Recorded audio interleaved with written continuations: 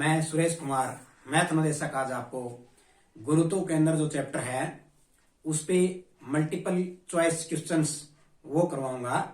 शुरुआत करते हैं। सबसे पहला क्वेश्चंस जो है, जिस बिंदु पर वस्तु का भार क्रिया करता है उसे क्या कहते हैं? जिस बिंदु पर वस्तु का भार क्रिया करता है कि डिपेंड करता है, ठीक है, क्रिया करता है, उसे क्या कहते हैं? ऑप्शन है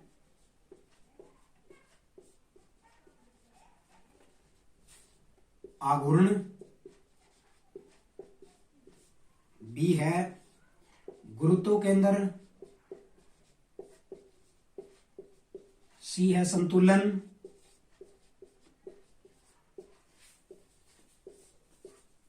और डी है कोई नहीं। इनमें से आपको सीधा आंसर दिख रहा है कि गुरुत्व केंद्र जो है वो इसका आंसर है।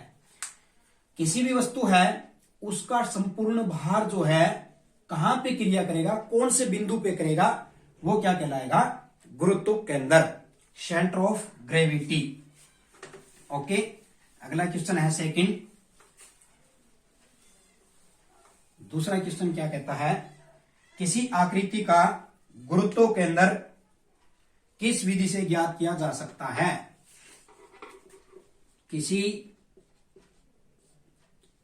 आकृति का गुरुत्व केंद्र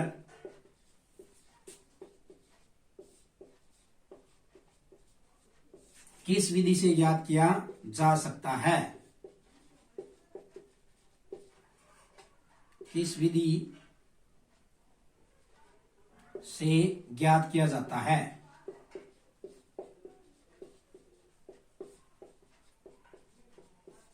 ऑप्शन देखिए, पहला है ग्राफ विधि, दूसरा है ज्योमितीय विधि,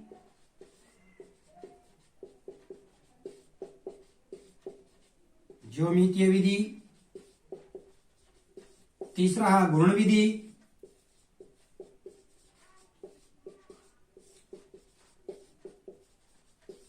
एंड लास्ट डी जो है उपरोक्त सभी विधि से क्या आप किसी भी आकृति का गुरुत्व केंद्र जो है ज्ञात कर सकते हैं? तो इसमें राइट आंसर आएगा ग्राफ विधि से भी हम कर सकते हैं, ज्यामितीय विधि से भी और आघूर्ण विधि से। तो आंसर इसका आया उपरोक्त सभी। इन तीनों विधियों से हम किसी भी आकृति का गुरुत्व केंद्र जो है वो हम ज्ञात कर सकते हैं। नेक्स्ट क्वेश्चन विल बी, तीसरा क्वेश्चन जो है, एक वृत्त का व्यास d है, तो एक वृत्त का व्यास अगर d है तो उसका गुरुत्व केंद्र क्या होगा? तो उसके गुरुत्व केंद्र का मान क्या होगा?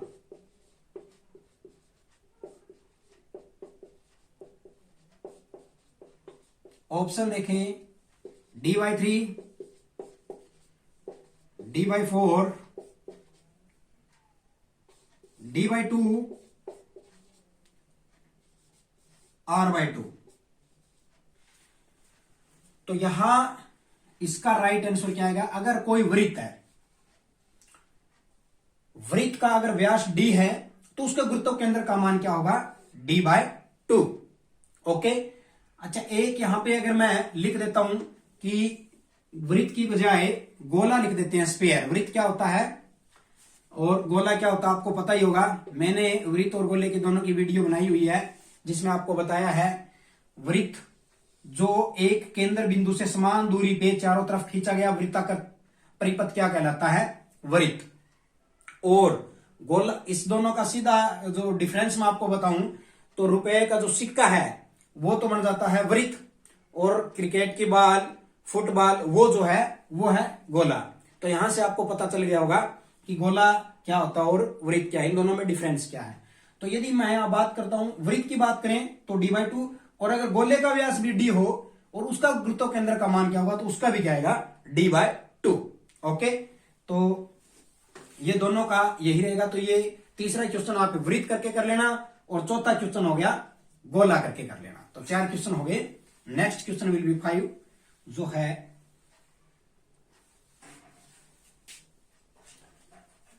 किसी वस्तु का आकार बदलने पर, किसी वस्तु का आकार बदलने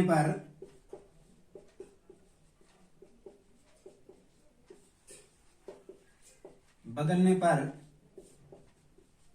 गुरुत्व केंद्र पर क्या प्रभाव पड़ेगा। बदलने पर उसके, उस वस्तु का जो गुरुत्व केंद्र है ना, यहां उसके जरूर लिखना, उसके गुरुत्व केंद्र पर क्या प्रभाव पड़ेगा यदि उसका भार वही है, समान है। यदि उस वस्तु का भार, यदि भार जो पहले था वही है। यहां पे क्वेश्चन क्या कह रहा है ये समझिए पहले आप। कोई वस्तु है, उसका आकार बदल रहा है, भार वही है। अगर कोई वस्तु 4 किलोग्राम की थी, अब भी वह 4 किलोग्राम की है, लेकिन उसकी शेप, जो उसका आकार है वो चेंज हो रहा है। गोल थी, उसको क्या है वर्गाकार में बना दिया, आयताकार में बना दिया, इस तरह उसके आकार बदला है, न कि उसका भार। उसका भार वही है, तो उसके गुरुत्व केंद्र पे क्या इफेक्ट पड़ेगा हमें ये बताना है। पहला है गुरुत्व केंद्र की स्थिति बदलेगी। गुरुत्व, पहला ऑप्शन क्या कहता है, गुरुत्व केंद्र की स्थिति चेंज हो जाएगी, इट मीन्स बदलेगी या बदल जाएगी। बी ऑप्शन क्या कहता है, गुरुत्व केंद्र की स्थिति नहीं बदलेगी या नहीं बदलती, नहीं बदलेगी।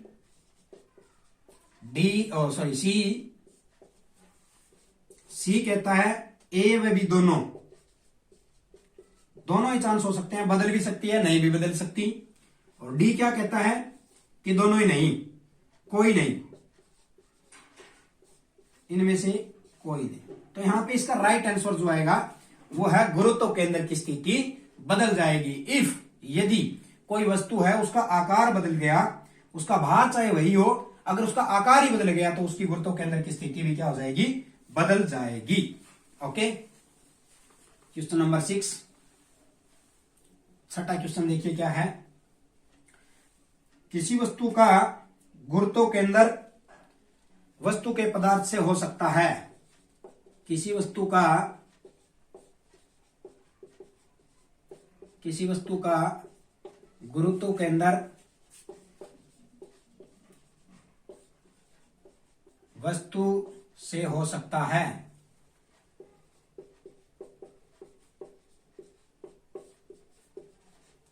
वस्तु से ही हो सकता, वस्तु के पदार्थ से हो सकता है, सॉरी, वस्तु के पदार्थ से हो सकता है। ऑप्शन देखिए, अंदर, बी है बाहर, सी है ऊपर, डी है नीचे। ये कह रहा है कि कोई वस्तु है, उसका गुरुत्व केंद्र जो उस वस्तु के पदार्थ से, क्या बाहर हो सकता है, अंदर हो सकता है, उससे ऊपर हो सकता है, नीचे हो सकता है, कहां हो सकता है, तो वो बाहर भी हो सकता है। जरूरी नहीं है अंदर हो, वो बाहर भी हो सकता है, ऊपर नीचे इनको छोड़ के जो है बाहर भी हो सकता है। ओके, अगला क्वेश्चन जो है 7th,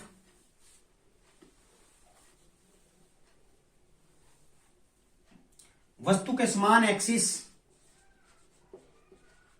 वस्तु के समान एक्सिस एक दूसरे को जहां काटते हैं, एक दूसरे को जिस बिंदु पर काटते हैं, जिस बिंदु पर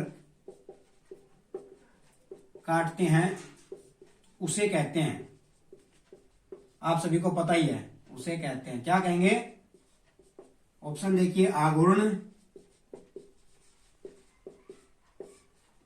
टार्शन, गुरुत्व केंद्र या फिर संतुलन। यहां क्या आएगा, गुरुत्व केंद्र कि वस्तु के जो समान एक्सिस है वो एक दूसरे को जहां पे काटेंगे, जिस बिंदु पे काटेंगे उस बिंदु को क्या कहेंगे, गुरुत्व केंद्र कहेंगे। नेक्स्ट क्वेश्चन 8th नंबर जो है, किसी शाफ्ट के दोनों तरफ समान और विपरीत, 8th नंबर क्या है, कोई भी शाफ्ट है, किसी शाफ्ट के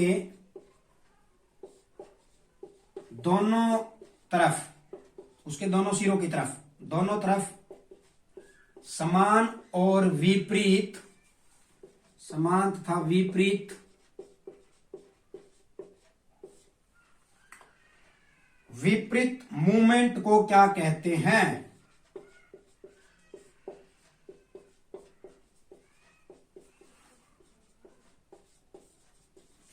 ऑप्शन है गुरुत्व केंद्र, बी है टार्शन, सी आघूर्णन,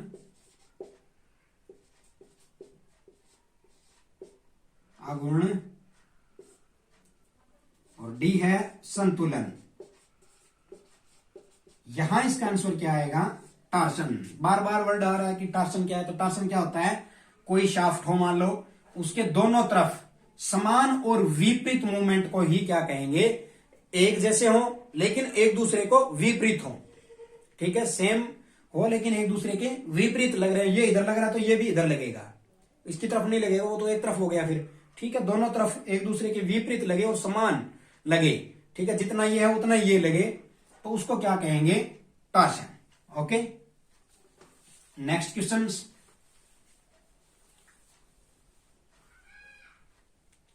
किसी सिलेंडर का व्यास, किसी सिलेंडर को क्या कहते हैं, बेलन, सिलेंडर को कहते हैं बेलन, ये सिलेंडर भी लिख देता हूं, सिलेंडर का व्यास डी हो तथा उसकी ऊंचाई h हो, तथा ऊंचाई h हो, तो गुरुत्व केंद्र क्या होगा, तो उसका गुरुत्व केंद्र क्या होगा, centre of gravity will be option A, B and C. पहला ऑप्शन है h/2, h/3, d/2 या d/3। यहां पे आपको ऑप्शन देखना है कौन सा है, दोबारा देख लो, किसी बेलन, सिलेंडर जो उसका व्यास d दिया हुआ है और उसकी हाइट जो है, ऊंचाई है वो h दी हुई है, तो उसकी सेंटर ऑफ ग्रेविटी जो गुरुत्व केंद्र है वो क्या होगा, h/2, h/3 या d/2 या d/3, तो उसकी हाइट से आएगी h/2, इसका राइट आंसर आएगा। ओके, नेक्स्ट क्वेश्चन, यहां इस बार 10th क्वेश्चन है, किसी वर्ग और आयत का गुरुत्व केंद्र, किसी वर्ग तथा आयत का गुरुत्व केंद्र, का गुरुत्व केंद्र, गुरुत्व केंद्र होगा या होता है, कहां होता है, ए ऑप्शन है लंबाई तथा चौड़ाई, लंबाई और चौड़ाई के मध्य, बी ऑप्शन है उनके विकिरण जहां पे मिलते हैं या काटते हैं, और सी है ए व बी दोनों, और डी है कोई नहीं। ओके, तो यहां इसका आंसर आएगा ए व सी दोनों। कैसे, मान लीजिए ये वर्ग या आयत जो भी लगा लीजिए, ये कहता है कि इसकी लंबाई ये होगी, चौड़ाई ये होगी, ये कहता है कि इसकी लंबाई और चौड़ाई के मध्य पे, जैसे ये है और ये है, यहां होगा, या फिर इसकी विकिरण ये हो गए जैसे डायगोनलिसिस के, जहां पे वो काटते हैं, तो ध्यान से देखिए ये भी यहां आ जाएगा और ये भी आए तो यहीं पे, तो इट मीन्स ये दोनों ही आएंगे, ए व बी दोनों, जहां पे ये दोनों मैच करेगा वहीं पे इसका जो है गुरुत्व केंद्र होगा।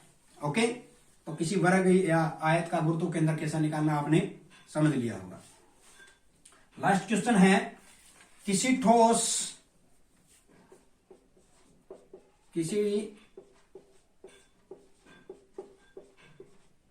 ठोस शंकु का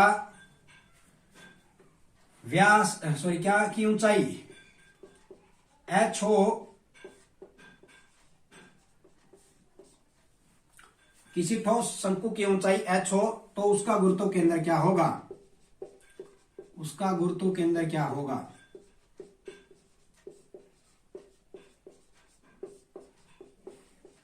ऑप्शंस h/2, h/3, h/4 या h। यहां पे इसका राइट आंसर है h/4। किसी ठोस शंकु की ऊंचाई, नियमित ठोस शंकु की ऊंचाई अगर h है तो उसका गुरुत्व केंद्र क्या होगा? h/2, h/3, h/4 या h। तो यहां पे इसका राइट आंसर आएगा h/4। तो ये सेंटर ऑफ ग्रेविटी जो चैप्टर था उसके मल्टीपल चॉइस क्वेश्चंस थे। इससे पहले मैंने 2 वीडियो बना दिए, जिसमें एक में मैंने इसको अच्छी तरह समझाया चैप्टर को, दूसरी में इससे संबंधित जो न्यूमेरिकल आते हैं वो हैं, और इसमें मैंने ऑप्शन टाइप क्वेश्चन समझाए हैं। तो उम्मीद करता हूं ये क्वेश्चन आपको अच्छी तरह समझ में आए होंगे। इनको अधिक से अधिक शेयर करें, इस वीडियो को लाइक करें, हमारे चैनल को सब्सक्राइब करें। Thank you so much.